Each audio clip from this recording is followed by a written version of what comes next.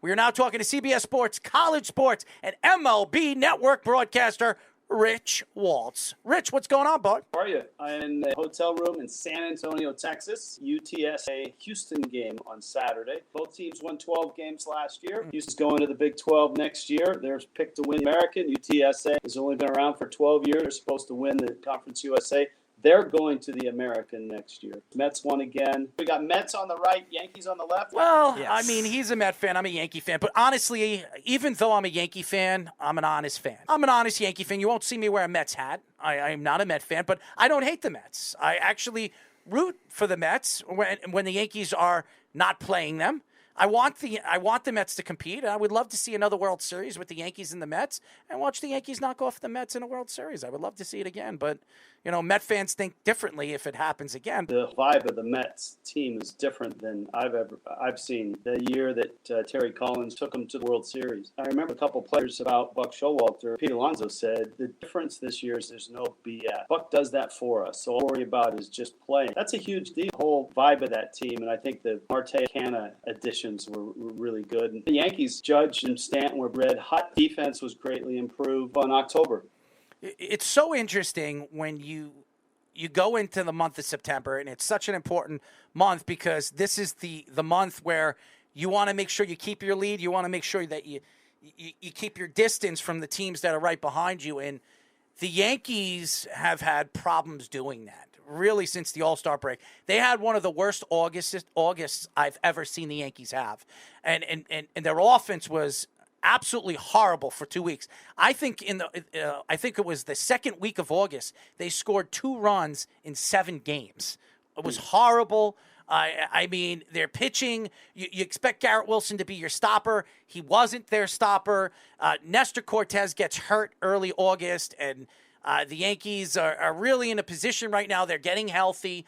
They bring up their young prospect in Oswald Peraza, who I think is definitely going to give them some kind of stabilization at that shortstop position, because honestly, kind of Falefa, even though I think at some points of the season was playing well, I mean, he's made so many mistakes out in the defensively. This guy's a defensive juggernaut. We heard in Minnesota, that's what he was, and he's made so many mistakes in the month of August. I was like, this guy was a highly profiled defensive player and has fallen off as a defensive-minded player. So I was very surprised. So what are your thoughts, what the Yankees need to do in the month of September to keep their lead and go into the playoffs not a wild card team? I'm going to go to October. For the Yankees, they could just get into the postseason. But the way the postseason is structured this year, the wild card round, years past when teams have had bye days, it's not been good for those teams. The best 2 division winners, 5 days off. So either the Yankees or the Padres stumble into the postseason. You have to play that 3-game wild card series. Even if you are going to throw some frontline starters, you could get hot, win that series, walk into someone else's ballpark. The other hitters haven't seen game pitching in 4 or 5 days. Baseball, a sport, unlike, say, the NFL, week bye for everybody to get healthy. Managers, even though they're going to get a bye, are going to say, we have a chance to get healthy. There's a timing and a skill mechanism of baseball that's different. For the Yankees, it starts with pitching. A Stanton fan, played a long time, and Judge having a marvelous season. To see the 2 California kids, Yankee pinstripes, having a great year, I don't have that answer for you. This is what a season is usually about. For the Mets this year, it hasn't been this. If the Yankees figure in the last week of the season, that's enough time. I don't really care who comes in with 100 wins. I just want to get to the postseason, and if you win that wild card series, bats might be hot, protect a pitcher or 2 because of the break, 1 starter in game 2 of the division series. The Yankees bullpen has been a big question mark for them in the second half of the season. We saw Clay Holmes pitch extremely well in the first half, probably was the best closer in the American League, and then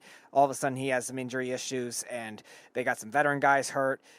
Michael King out for the season. So what do you think is the best approach for them going into the postseason, where they have kind of a less traditional bullpen than we've seen? Postseason, if your closer's not hot, most teams multiple closers, right? 7th inning or an 8th inning guy oftentimes is an apprentice. Remember the Angels when they won the World Series? Was it K-Rod? Mm-hmm. I don't think on roster until September. Yep. They brought him up. It's a guy that just gets blazing hot, and that guy becomes the most important piece of your bullpen. Postseason's a strange animal. I was with the Seattle Mariners when they won 116 games. Lou Piniella in July telling his front office, "We need a right-handed bat." And everyone said, "Lou, we're going to win 100 and whatever games." And they won 116. But he was right. They got beat by the Yankees in the postseason. So though the Dodgers look to beat up the Mets, magic going on there. Cardinals are winning that tell you get in a postseason series with that, you might end up on the wrong end of it. We are talking to CBS Sports, College Sports, and MLB Network broadcaster Rich Waltz.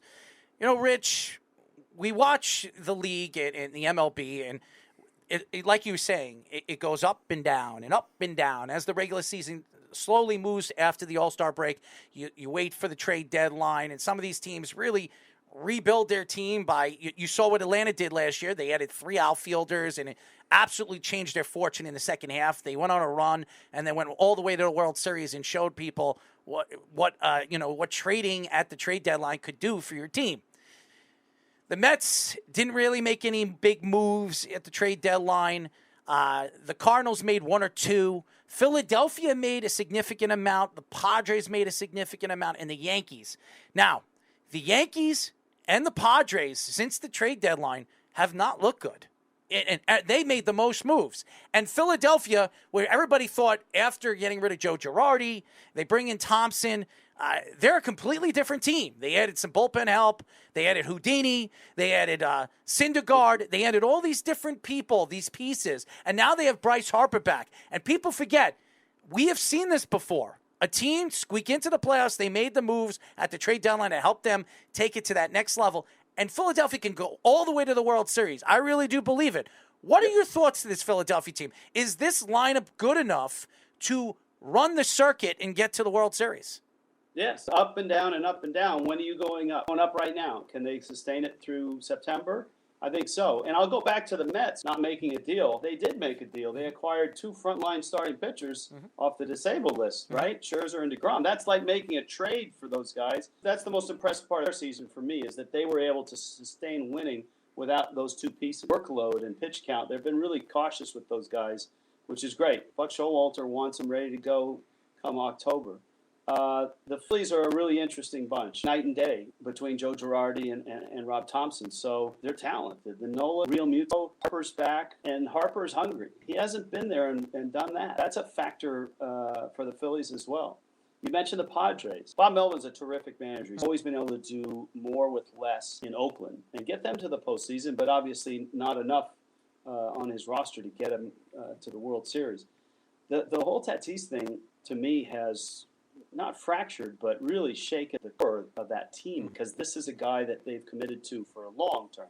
A lot of money, depending on him to do this. Gets in a motorbike accident or 2, depending on which article you read. He had a wrist injury, shows up, I need surgery, popped for steroids. They've got enough talent to get it going. Like the Phillies, that's a good group, a really underperforming group, good division. At the top. Both Easts are really, really good. Baltimore Orioles are, 8 games over 500? It's crazy. How great is that for baseball?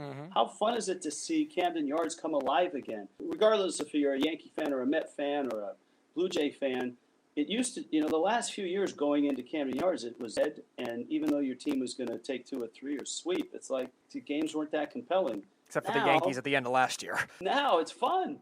I mean, now it's the Orioles are rolling. The Blue Jays are still a factor there, and the Yankees on top. So probably 6 teams that you get hot at the right time and you roll into the postseason. You don't have to win 110 games. You just got to get in. And if you've got guys starting pitching to get you through match up against Dodgers 1 or 2, Mets 1 or 2, get you to 1-1 into Game 3, you can go all the way.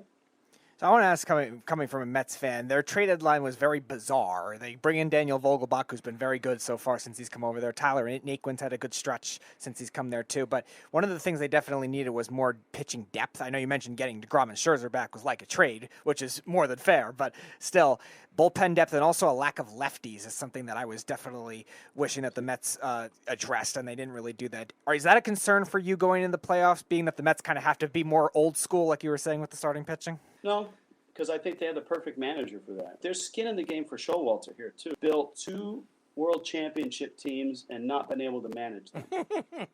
Right? Now is his chance. He's not going anywhere, and this is a World Series caliber team. Managing old school, new school, I think Showalter is a definite factor here. The vibe that I got the 3 days I was around that team, everybody was relaxed. Sometimes you think that with Showalter, people are on edge because of who he is and his personality type. But his arrival just has let everybody relax.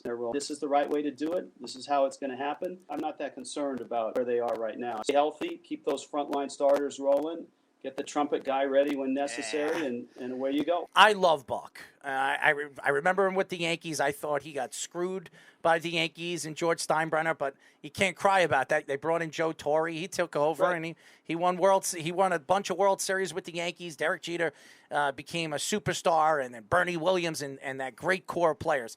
And I love Buck just because of his personality, and I've met Buck a couple of times. And Buck, he's a great baseball mind. He'll talk baseball with you all day long. As you know, Rich, you know him. I'm sure you've had conversations with Buck for years. So you know who he is as a person and a manager. But this is a man that's never won. He's never been in a World Series situation. He's never been in that situation as a manager where he's been able to understand how to manage a big game, a close game in a World Series. And I think that could absolutely smack him right in the back of the head if the Mets get to the World Series. We are still talking to CBS Sports, college sports, and MLB network broadcaster Rich Waltz. The Cardinals have been really fantastic in the second half of the season. Adding Jordan Montgomery, we were just talking to Steve about that, has really taken their pitching to that next level. They have Adam Wainwright, who seems like every year he gets better and better and better. This man is like 40-something years. He's the Tom Brady of baseball, I guess. I don't know what the hell this guy is taking, but it's not steroids. He must be drinking crushed fish or something to give him the protein. I mean, this guy has been unbelievable, and I didn't think that he could, take this and play the way he's playing this year. I thought he was done, but it's been amazing. Jordan Montgomery's been amazing. Do you think, honestly, with the way Nolan Arenado is playing, the way Goldschmidt is playing, I believe the two best players in the National League, and they're probably going to go 1 and 2 in the voting. Do you think that this team has enough pitching to go all the way to the World Series, knock off the Mets, knock off the Dodgers, and maybe even, let's say, knock off the Braves and win the whole thing? I don't know. I don't know about that. I did some games for the Diamondbacks this year on television, and they still love Goldschmidt there, and they sure love him in St. Louis. And I'm with you about those two guys on the corners. I mean, I just pulled up their starting rotation. As it looks, if they started game one straight up against the Mets or the Dodgers, probably their rotation doesn't match up. But what can happen in a postseason is if you are the Cardinals and you're coming into a series against a team who's number one, say, had to start the last game of that series. Sometimes the ones don't match up. Sometimes you can steal a game 1 or 2 against one of the aces, and then if you've come out of a series, your number one goes in game 3. Scoring runs is still cool, and scoring runs and hitting home runs is home runs especially. That's the offensive choice in baseball, and that's the offense of impact in the postseason.